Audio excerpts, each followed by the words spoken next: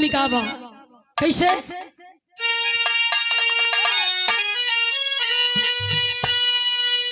तो सरहदे हिंद के तो सरहदे हिंद के हम शेरे जवां और कभी अपनी नजर को उठा कर तो देखो खेलेगी खून से नौजवानी मेरी और कातिलाना कदम को बढ़ा कर तो देखो चांदी से भी ये प्यारी है धरती मेरी और इस तिरंगा को मेरे हिला कर तो देखो खोद कर जिंदा तुझको करूंगी दफन साले पंजा से पंजा मिला कर तो देखो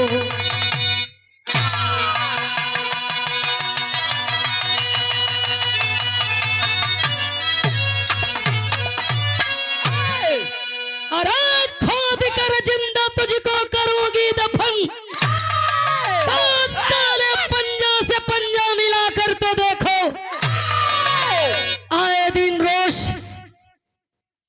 घटना घटत बा ओ सीमा से जवान शहीद होत हुअन ताबूत में भर करके जवानन के लाश घरे घरे आवत बा कोनो ऐसा दिन नहीं खे चीला वंचित हो जात होइए बाबू लेकिन जवानन के शहीद भइल बंद नहीं खे होत एक बार की बात नहीं है हजारों बार की बात है हर रोज की बात है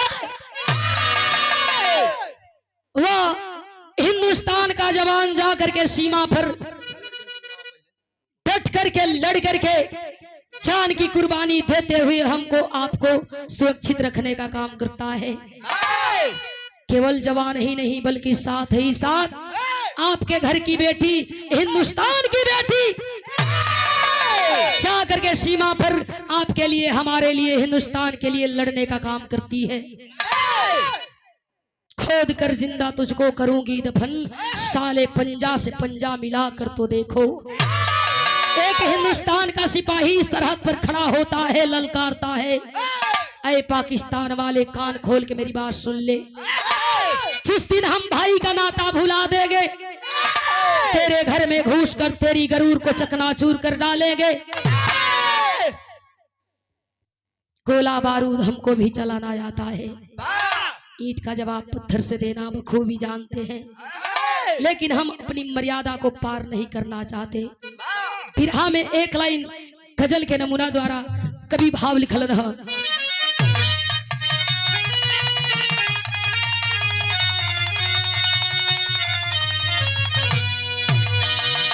कहा गया अरे कहा पे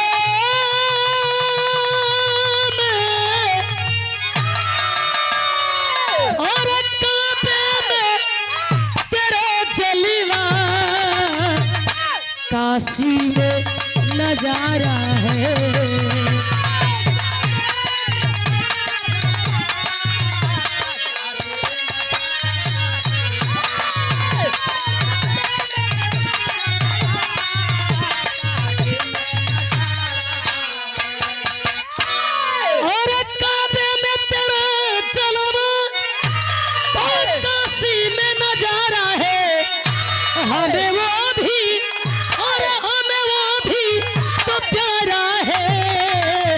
हमें वो भी तो प्यारा है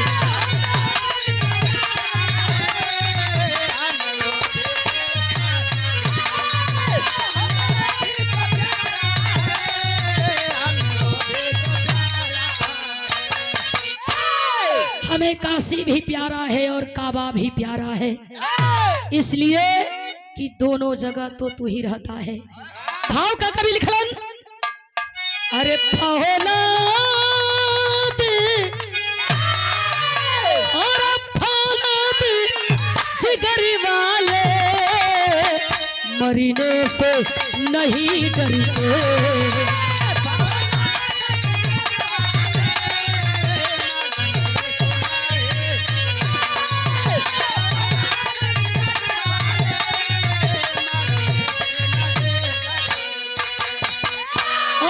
फौलाद जिगरीबाना तो मरने से नहीं डरते। अरे तूफानी आने का परवाह नहीं करते।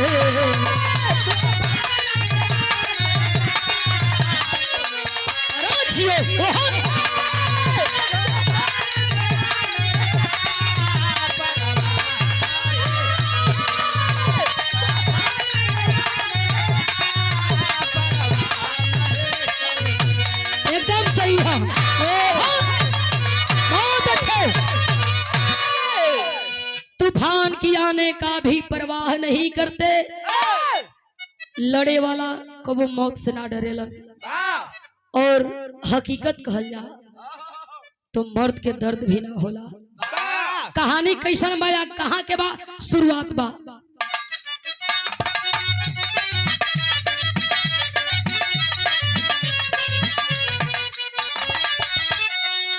वतन का फौजी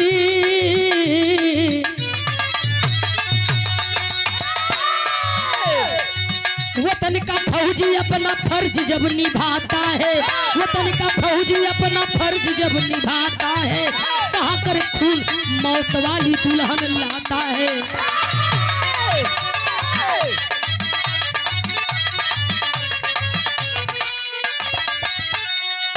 प्रांत पंजाब में सुखबीर की जमींदारी थी, प्रांत पंजाब में सुखबीर की जमींदारी थी, सैफला बेटी जिनकी प्राणों से भी प्यारी थी।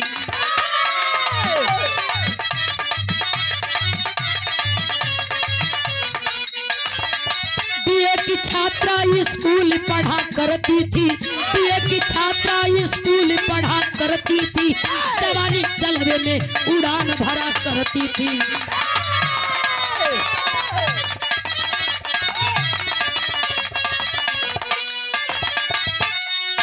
नहाने सखियन संग चली सिंधु के पानी में, नहाने सखियन संग चली सिंधु के पानी में, माझी नाव लेके चला है रवानी में।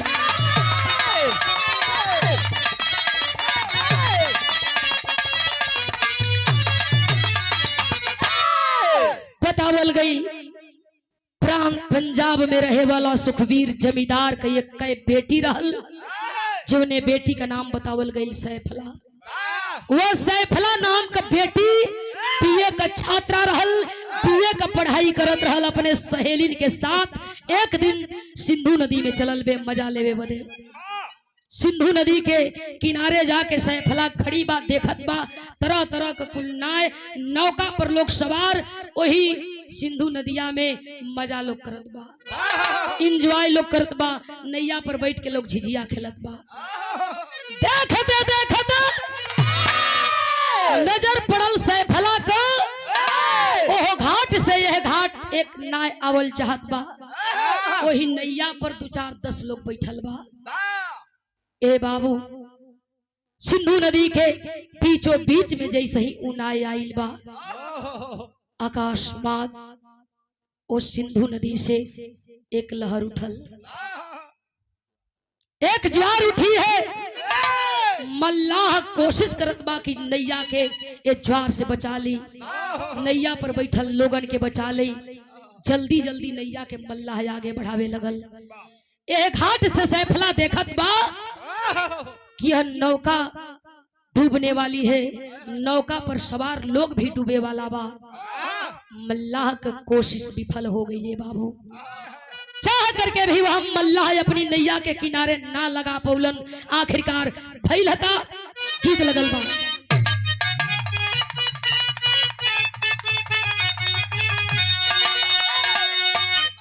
बड़ी पुरान गीत बा, लोग कहलन पुरान गीत पुरान भीत पुरान रीत पुरान प्रीत। नौका घड़ी के रिश्ता, नौका घड़ी के मित्रता, नौका घड़ी के दोस्ताना आज शुरू होत बा, काल खत्म हो जात बा। और वो घड़ी का दोस्ती मोबाइल से न होके, दिल से होके। लोग दिल से रिश्ता के निभावे। ये घड़ी बैठले घरवा से व्हाट्सएप लोग करत ह, बाबू मर गल हुआ, फलाना तारीख के बाबू का काम हो। बतैबे कैलन धनंजय जी। लड़का सरवा रह तो विदेश, यहाँ से फोन जाता तो कहत बा कि मुखिया से पैसा लेने का काम बाबू का करने का, हम आएंगे तो पैसा चुकाने का। और सही एगो लड़का रहा, भोकर भोकर रोवत बा। गौवा से बहरे का लोग देखल कि रोवता, चुप होते नहीं खे, मानत है नहीं खे। लोग चुप करावता, चुप रह। समय से गइल बड़ा, काहे रोवता रहा? सभे जाई, जे आइल बा उ सब जाई, तू जाइब। चुप हो गई, कहे कि देखबो एक खाती हम ना रोवत है कि हमार बाबूजी मर गई। रोवत तो हमें खाती है कि बाबूजी जियत रहलो तो बाबूजी के 25,000 पेंशन आवत रहा।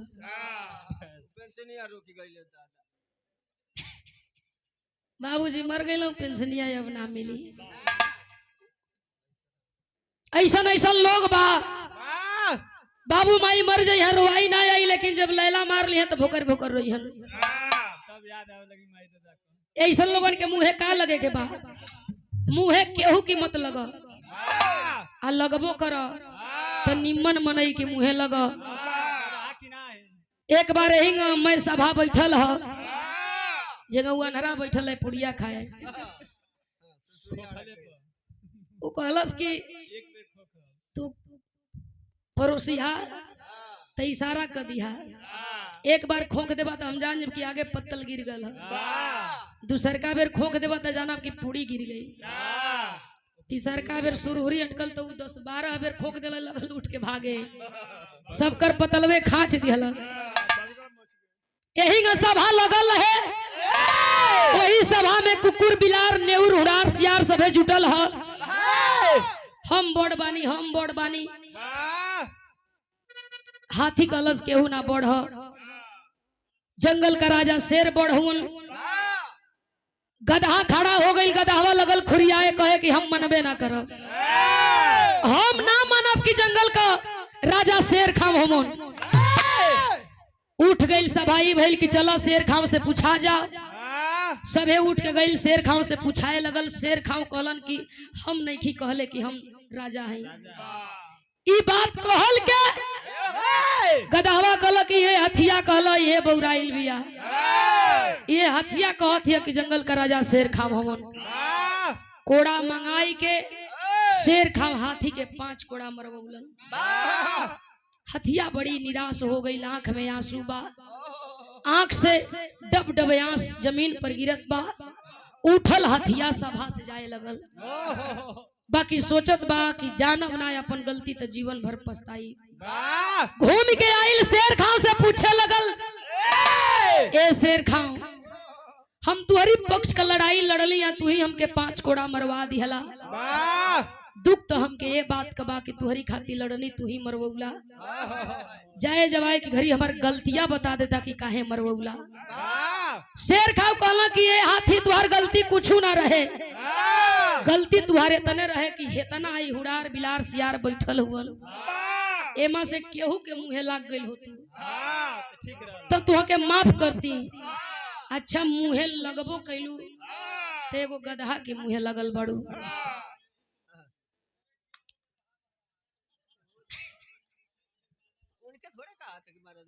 राम शरीफ भैया देखा, तू आगे मत फुका, पानी डाल के ओके भुतावा। हम उनके कहे गधा, कहीं गधा लगत हुआ कान छदौले हम पूरा भैंसा लगत हम की गधा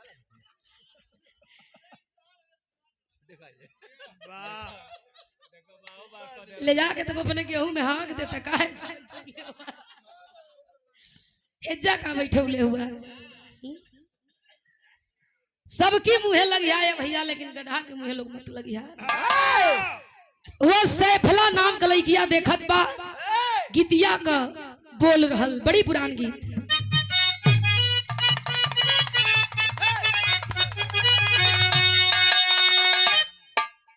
अरे कवना कराया पिया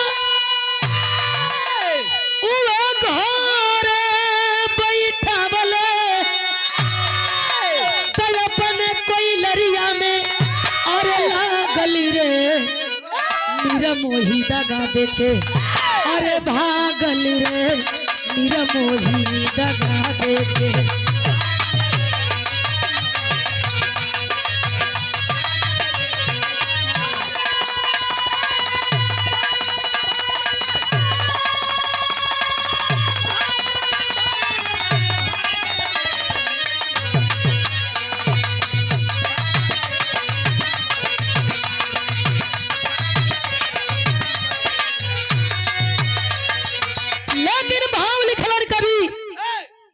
विधान के आगे कोई का चलल ना सगरी दिन टालल जा सकत बा लेकिन हाई दिन कोई आज लेना टाल पौलस ई कोई के बस के बातें नहीं खे कि दिनमा कोई टाल दे कि आज ना 2 दिन की बाद लेके जइहा भाव का लिखल गई अरे विधि के विधान कोई जान नहीं पावले कहोले सब विधि के विधानवा से डूबल धारा में नेवरिया तूफानवा से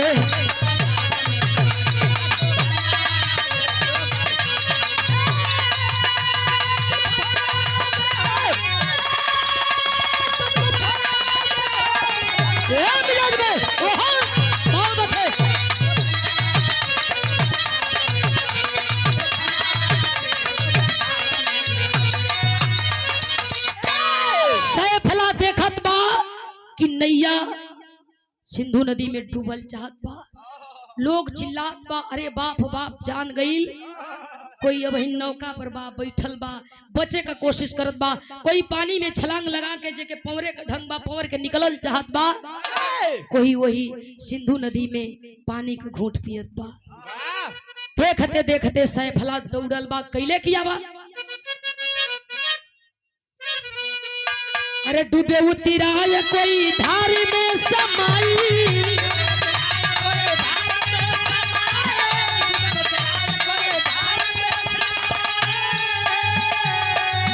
मौत के आगे सबका बुद्धि हेराई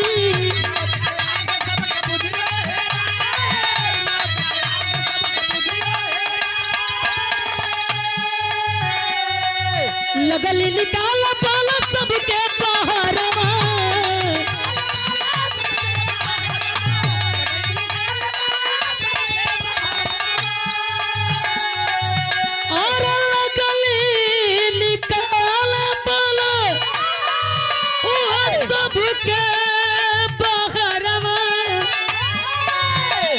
के खेल के बजरवा से डूबल धारा में नेवरिया तूफानवा से डूबल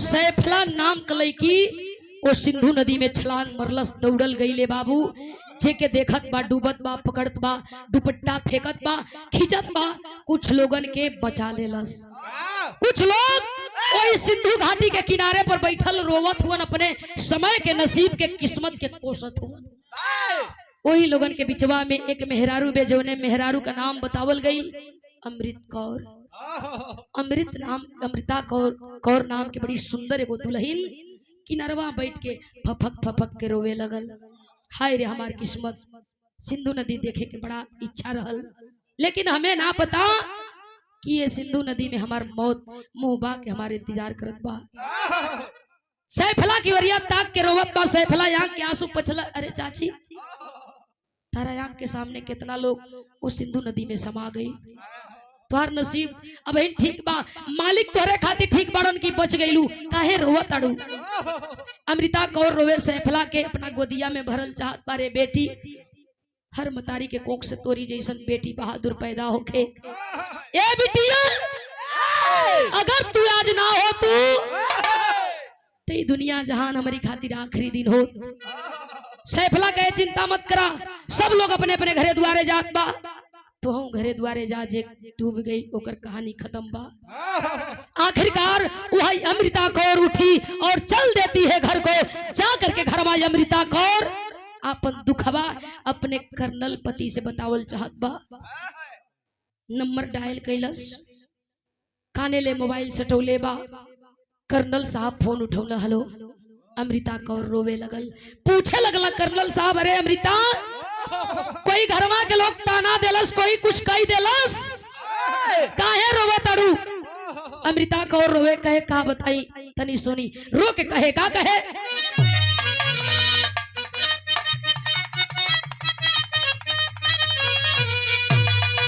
बाहर गीत ओ घड़ी गवाए, नई झुलनी के छैया, बलम दोपहरिया बिताला हो।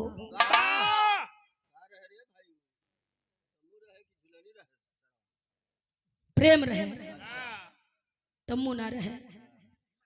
आज घड़ी गवा था, तावीज बना दी बाबा जी, अहिरे का बेटवा पट जाए।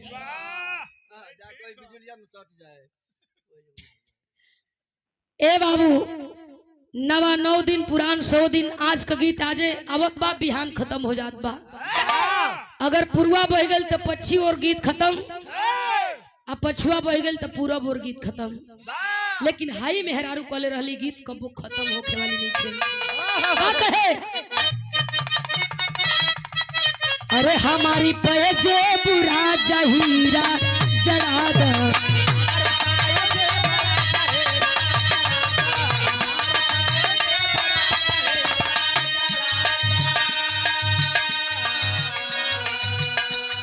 अरे झूलनी पौड़नी जहाजिया उड़ा दो, हमारी पैजे बुरा हीरा जड़ा दो।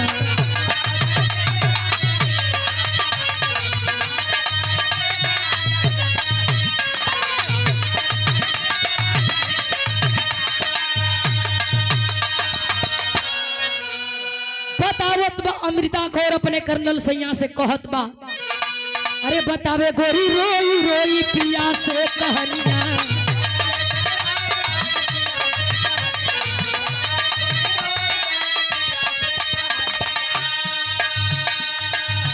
मौत के सगरवा से बच के आ गई,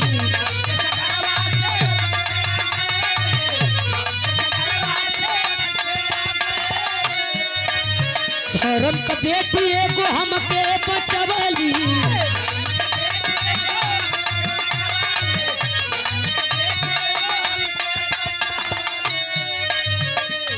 अरे घर आवे पिया हमारी मान के बचनिया हो, बतावे गोरी रोई रोई पिया से कहानियां।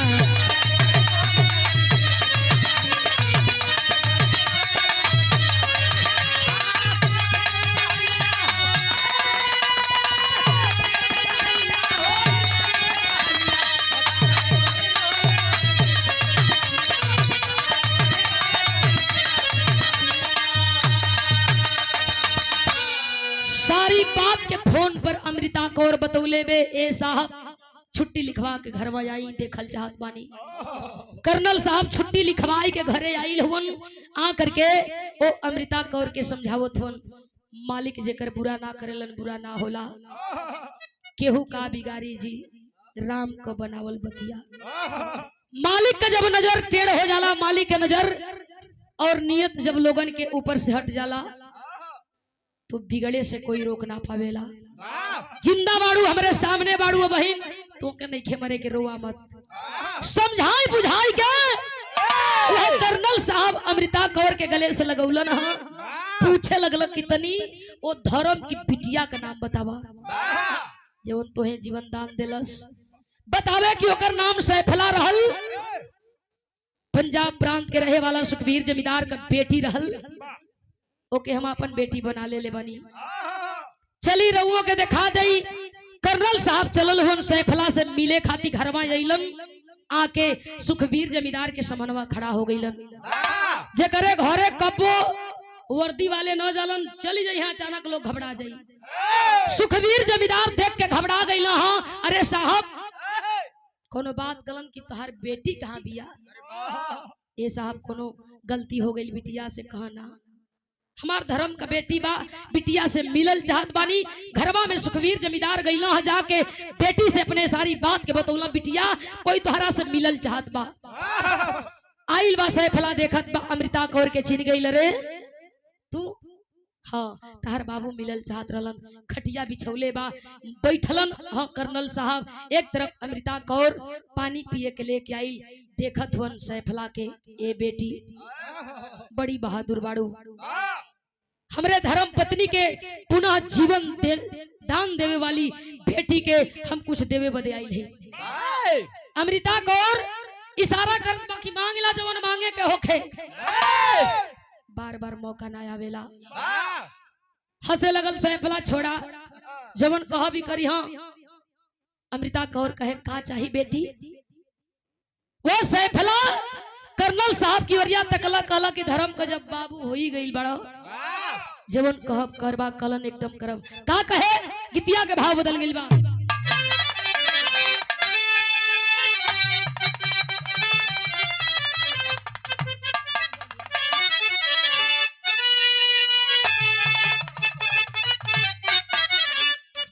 कोनो दुल्हन कले रहल, औरत झूलनिया के गुजवा, और झूलनिया के गुजवा ये टूटल ये राजा, अजमनिया में गड़िया छूटल ये राजा।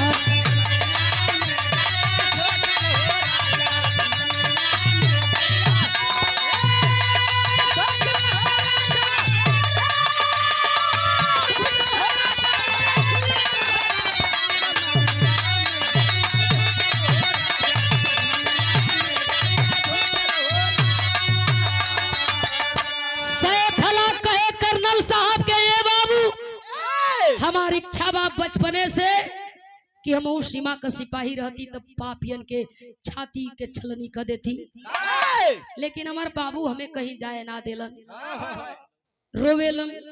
बाबू के रोई और बाबू के आंसू हमें बर्दाश्त ना होला। माई पहले ही चल गई और बाबू का सहारा हम बनी, छोड़ के जाए का इच्छा ना होला। ए साहब है तोरे दहिया पर जौन वर्दिया बा, जौन है तोहरे कन्या पे बिरलवा बा, ई हमके मिली। हंसते हंसते सैफला कहत बा कर्नल साहब बतिया के सीरियस लिहलन, और जब कर्नल साहब बतिया के सीरियस लिहलन, हाँ पूछे लगलन, ए बिटिया ई वर्दी भी मिली बिरला भी मिली, लेकिन वर्दी बिरला पौले के बाद करबू का? तब सैफला कहे लगल, सुना का कहे?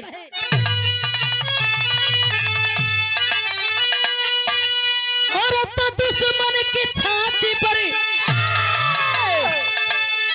उहे झंडा फहराइबे, आ सपनवा हमारी हम फौजिया में जइबे।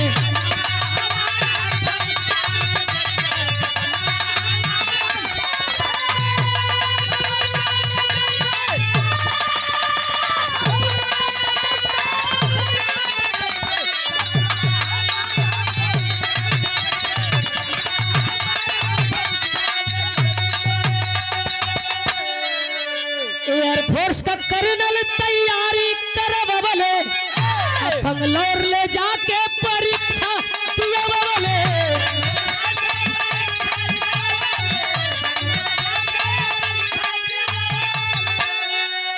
और तब पायलट बन दुश्मन के, और पायलट बन दुश्मन के हस्ती में जइबे, सपनवा हमार हम फौजिया में जइबे।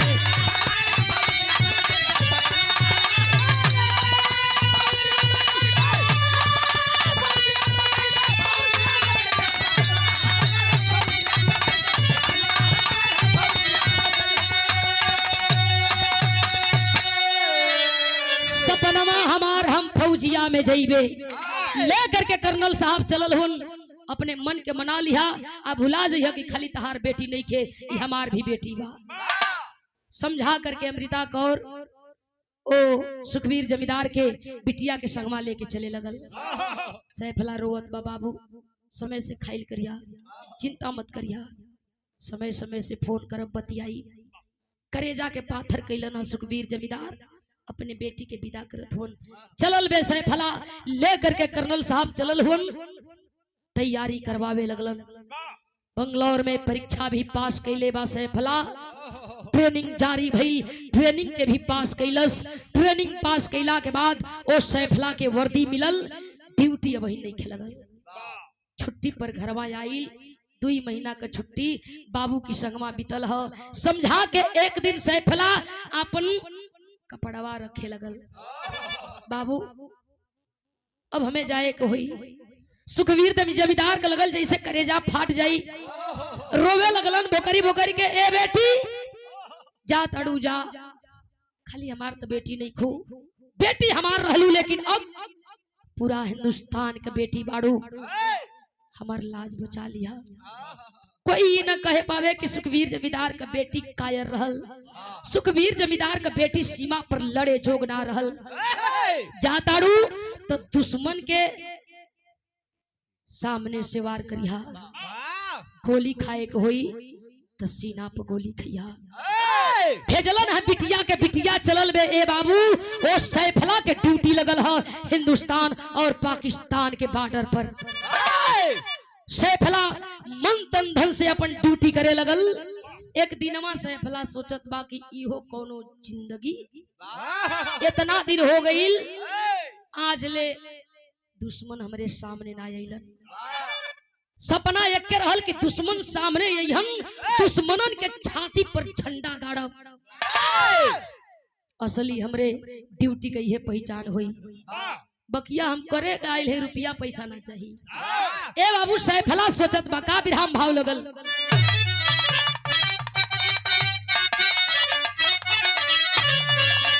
अरे अभिलाषा जाके वही मंजिल पर टिकी, अरे अभिलाषा जाके मंजिल पर टिकी, तो कल्पना के आंगन में दुश्मन फेंका पासा।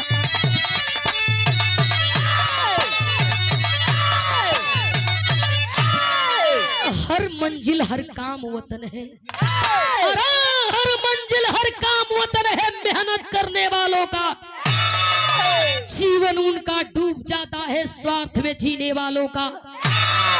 स्वार्थ के जिंदगी जिए के होके तो ऐसा ड्यूटी के रिजाइन दे के घरे चला, ऐसा ड्यूटी ना कर। सोचत बा कि चलब दुश्मनन के मारब, मराई, तब हमारे ड्यूटी का असली पहचान हुई। तब हमारे बाबू के लोग कहन कि हाँ सैफला सुखवीर जमींदार का बेटी है, पूरा हिंदुस्तान का बेटी सैफला रहे। इहे मनवा में सपना लेके एक दिन सैफला विमान से उड़ान भरलस, और जब विमान से उड़ान भर ले बाए बाबू, जोश देखे वो सैफला का बिरहा का आखिरी गीत है कैसे।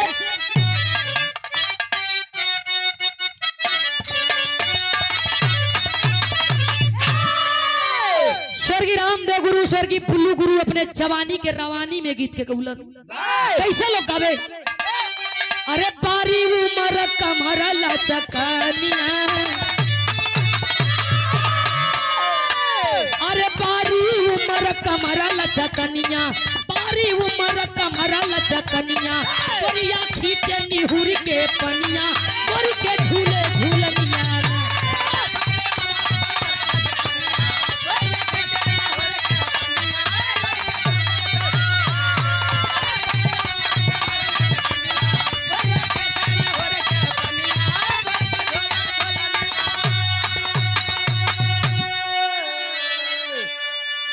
चलल बा सैफला सर कफन बांध के, कसम खैले बा झंडा तिरंगा के नीचे मर जाई देश के साथ गद्दारी ना कर। कैले खबा अरे चलली बांध तिरंगा सीमा, अरे चलली बांध तिरंगा सीमा, तेरे सेरिनिया हो जवनिया, तवने दीदी के खातिर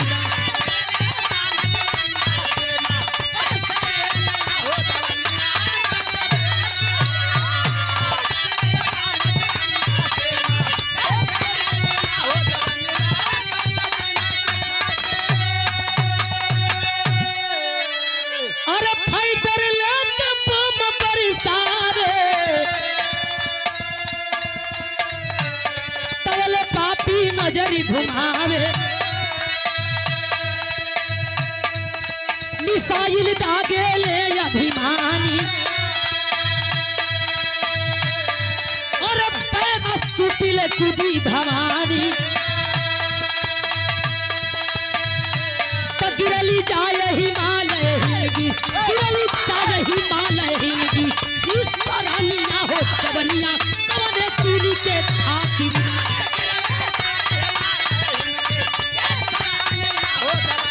कवने चीनी के खातिर ना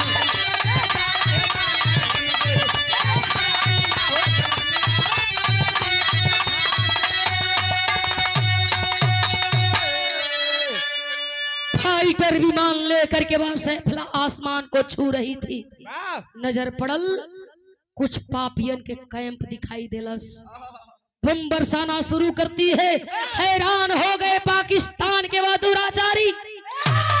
सोचने लगे जब से हिंदुस्तानी लड़की सैफला आई है जीना हराम करके रखी है। जब तक इसको मारेंगे नहीं चैन की नींद नहीं सोएंगे। निशाने पर लिए वह पापी फाइटर विमान को मिसाइल से मारना चाहते हैं। छोड़ देलन मिसाइल चल देलस। देख रही है सैफला कि हमारा फाइटर विमान ये मिसाइल द्वारा मारी जाएगी। फाइटर विमान के साथ साथ हम भी मारे जाएंगे। पैराशूट का सहारा लिहलस। विमान के छोड़ के वह सैफला छलांग मरलस आकर के हिमालय के गोद में गिरल। चोटिल घायल वह सैफला धरती पर कराहत बा चीखत बा। दौड़ करके हिंदुस्तान के फौजी गए। या तो मेरा दुश्मन है नहीं तो कोई हिंदुस्तानी फौजी है। निशाने पर लिए हाथ में हथियार धीरे धीरे कदम के आगे बढ़ावे लगलन। कैलन जाते हैं फौजी। देखते हैं वह हिंदुस्तानी लड़की बेहोश बा।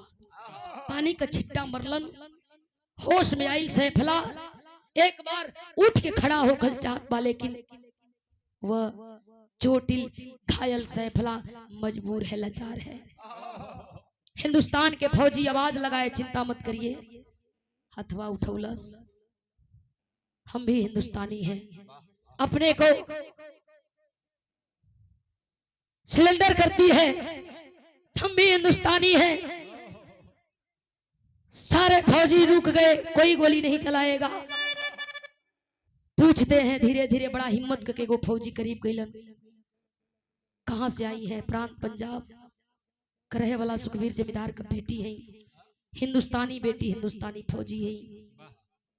है फौजी अपन हथियार नीचे रखलन। सैफला के गोदिया में उठावल चाहत हन। लेके चली आर्मी हॉस्पिटल में भर्ती करी। सैफला का जान बच जाए। सैफला आंख में आंसू लेकर के फौजी को इशारा करती है। साहब लागत बाकी बड़ा कम समय हमारे पल्ले बा। ए साहब ये सपना रहल कि अपने दुश्मन के मारब हिंदुस्तान बदे मरा जाई। हमके टेंशन नहीं है कि हम मर जाई। बाकी एक के बात के दुख बा बाबू हमारा अकेले होन। हमरे अलावा बाबू का कोई ना रहल। ए साहब बाबू जनियन बाबू बिना मौत मर जाइए। फौजी समझा रहा है हम मरने नहीं देंगे।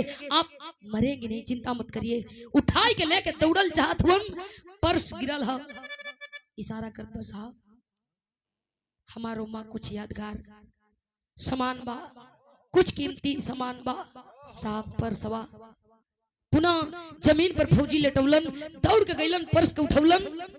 पर्सवा खुल गई बा। उठाई के देखल चाहत हुन। तौले नजर पड़ल एक फोटो पर। ई फोटो चिन्हल बा जानल बा पहचानल बा अमृता कौर। बगलिया में एगो और फोटो कर्नल साहब। एक और फोटो पन्ना पलटलन है सुखवीर जमींदार। ले जाए के देखावो तो नाई के है। ए साहब धर्म कमाई बाबू। यही लोगों की वजह से तई वर्दी मिलल। हिंदुस्तान का हम बेटी सिपाही फौजी हो गई। फौजी बतावल ना चाहत बा लेके जाइल चाहत बा लेकिन आंख में आंसू बा। वो सैफला पूछने लगी साहब ये हमार दुख बा लेकिन आपके आंख में आंसू। लगा था कि हमारी कहानी से आपका कहानी मैच करत बा। फौजी कहा हाँ एकदम सही बात बोली हो। तोहरे कहानी से हमार कहानी मैच करत बा। ऐसे कि जे तुहार धर्म के माई बाबू बा वो हमार असली माई बाबू बा। सैफला कबो ओ परसवा की ओर ताकत बा कबो फौजी की चेहरा की ओर ताकत बा। सैफला के एक बार सन्न हो गई। अरे ये साहब सही हाँ मजाक ना करथवन ना। सैफला कला साहब हॉस्पिटल लेके जाइया 1 मिनट का समय दे दा। रोवे लगल सैफला, रो रो करके 1 मिनट के समय में वो फौजी से अपने दिल का बात कहे। का कहे?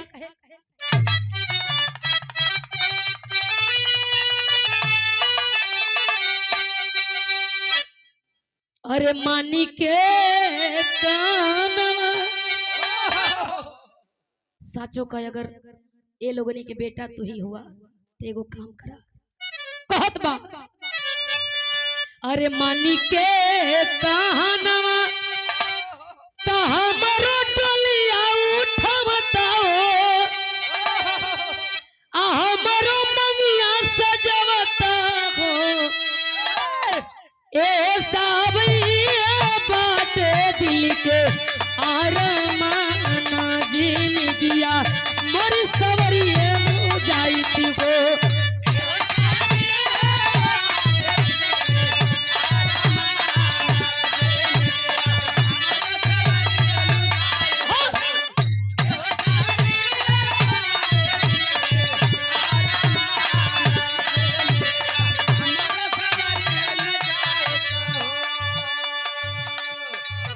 मानी के कहनवा हमरो टोलिया उठवता हो माथे से हरा सजवता हो। ए साहब ओ धर्म के माई बाबू के हम वचन दे के आइल हली कि उनकरे घर का हम बहू बनब, सम्मान बनब, इज्जत बनब, लेकिन ऐसा लगता कि अब हो ना पाई। संभव तब होई जब हमार मंगिया सिंदूर से भर के हमके सुहागिन बना देबा। ए साहब हम सुहागिन मरल चाहती हो साहब, हम कर्नल साहब के और वो धर्म के माई अमृता कौर के नजर में झूठ नहीं की बनल चाहत। ए साहब हमर बतिया मानिला। सुनत हुन सिपाही आ रो रो के सैफला कहत बा बांधी के से हरावा हमरो टोलिया उठवता हो कर्नल बाबू के देखवता हो ये पिया ही है बाटे दिल के आरमाना जिंदगिया मोर सावरिए मुजाहिद हो।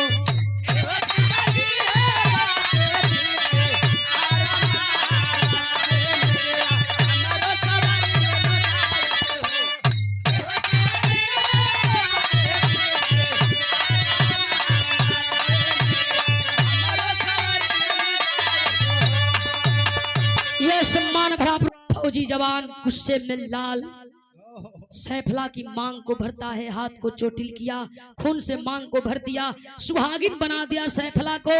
अब खुश सैफला कहे साहब आराम से मर सकत बानी, अब आराम से हमरे इस शरीर से प्राण निकल जाई साहब। अब हमार माई बाबू ना कहन कि हम झूठ बानी, झूठी बानी। ए साहब अब हमके कोनो चिंता नहीं के ओ साहब।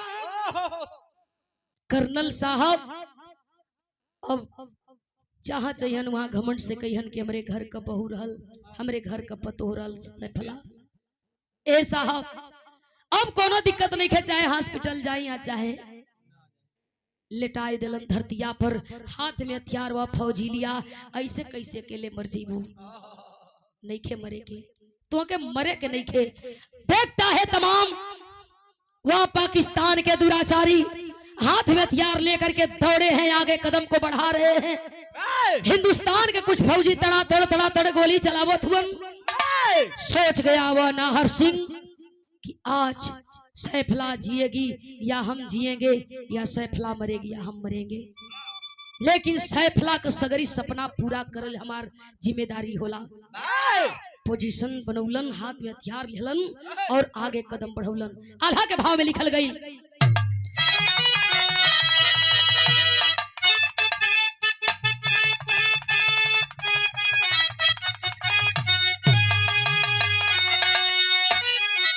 अरे धन्य धरती माई जवानी उहे खून से सिंचैली बाबू।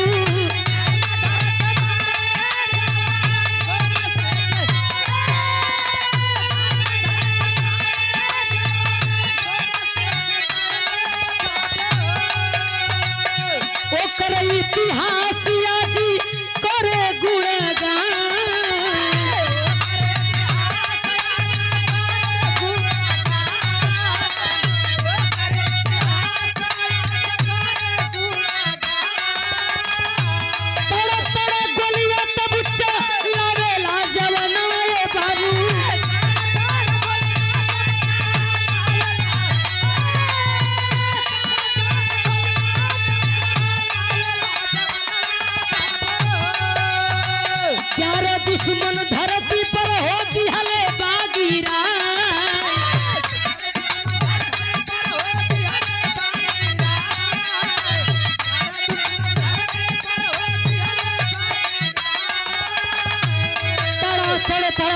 गोली चलाते हुए नाहर सिंह कदम को आगे बढ़ाने लगा। प्रमाण मिलता है, बताया जाता है 11 दुश्मन को मार कर धरती पर गिरा दिया। भूल गया कि हम सीमा को पार कर गए। कहल जला कि जोश में आके होश गवावे के ना चाहिए। वह नाहर सिंह फौजी दुश्मनन के आखिरकार घेरा में घेराई गई। निशाने पर लिए वह पापी बम के धमाके में नाहर सिंह का चीथड़ा चीथड़ा उड़ गई। देख रही है सैफला कि हमारा पति जो अभी हमको सुहागिन बनाया है, कुछ मिनट पहले, कुछ समय पहले वह पति अब इस दुनिया में नहीं है। वह पति इस दुनिया के लिए शहीद हो गया। अब अगर हम जी अब तो लोग हमके उल्टा कही, कुलच्छनी कही, अब हमार जियल भी बेकार बा। सोच रही है अपने पति फौजी के बारे में, और सोचते सोचते जहां सैफला सुतर रहल, ए बाबू वही वह सैफला धरती माँ के गोद में हमेशा के लिए सो गई। दुनिया के सैफला भी छोड़ देलस। लड़ाइयां शांत होती है। कुछ फौजी जाते हैं, देखते हैं नाहर सिंह को ताबूत में भरते हैं और एक ताबूत में सैफला को भरते हैं। घरमा लेके चले का तैयारी कैला हिंदुस्तान का फौजी, लेके दुई ताबूत चलल होन कर्नल साहब के घरमा। कैसे?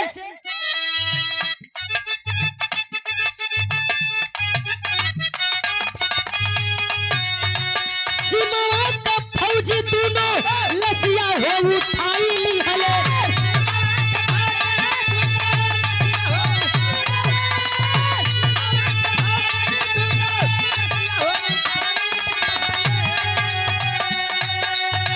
खुनवा से मंगिया के देखे चटकार।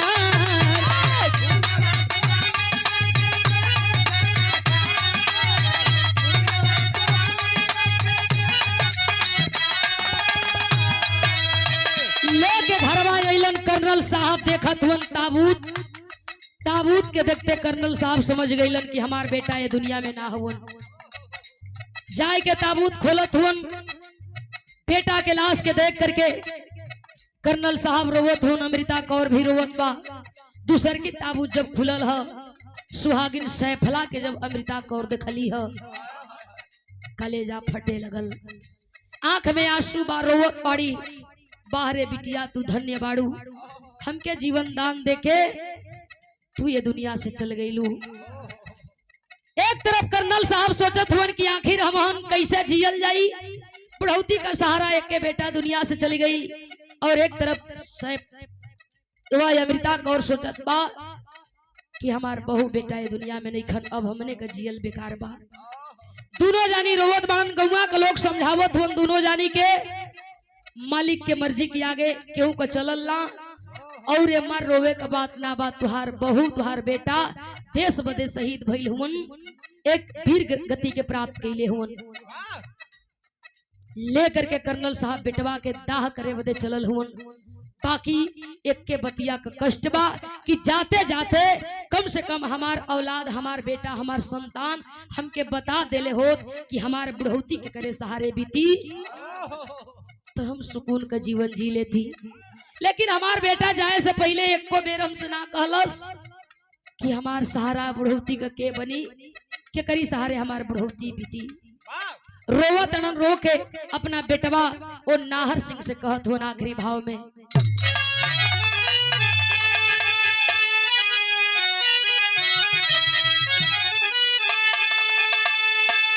अरे दुख न होइत बेटा तू जईता ये तने चेताई के, अब कैसे बीती दिन जईता ये तने बताई के।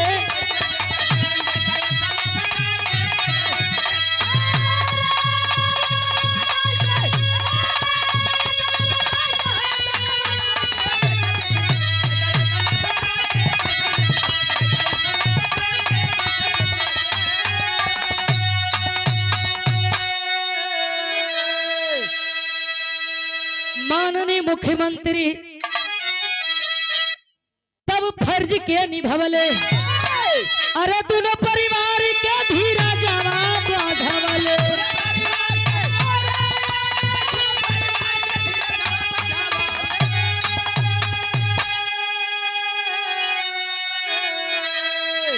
पत्थरे पर गईला आपन नाम लिखवाई के कैसे बीती दिन चैतय तने बताई के